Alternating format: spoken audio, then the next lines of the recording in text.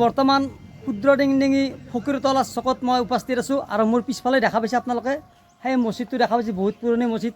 তো যিয়ে নহওক আমাৰ ক্ষুদ্ৰ ডিঙি ফকীৰতলা চকত বৰ্তমান দোকান আছিল 17খন, যাৰ ফলত আমি ৰাই মাধাত যাব লাগে, আমি কমাৰগুৰিত যাব লাগে, আমি হাটখোলাত যাব লাগে আৰু সেই দোকানখন আজি আমাৰ মাজত হৈ গ'ল।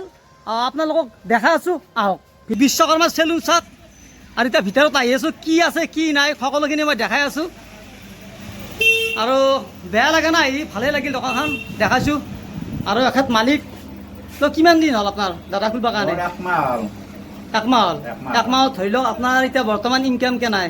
ইনকাম মোটামুটি কমি আছে, তথাপিও আহিলে এতিয়া হয় নিজৰ বুলি।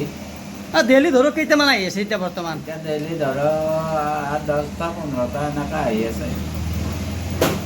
যিয়ে নহওক, যিহেতুকে এখেতে ইয়াতে চেলুনখন দিছি, আমাৰ ইয়াৰে যিখিনি ক্ষুদ্ৰ ডিঙিৰ মানুহে আগতে বহুত দূৰ দূৰণিত গৈছিল, এতিয়া এখেতৰ চেলুনত আহক আৰু যিহেতুকে অসমীয়া মানুহ অসমীয়াক সহায় কৰিব লাগিব। যদি হাটখোলা যায়, ৰাই মাধাত যায়, তে এখেতৰ চেলুনতে নচলিবই নহয়। গতিকে আপোনালোকে সহায় কৰে এখন যিহাত।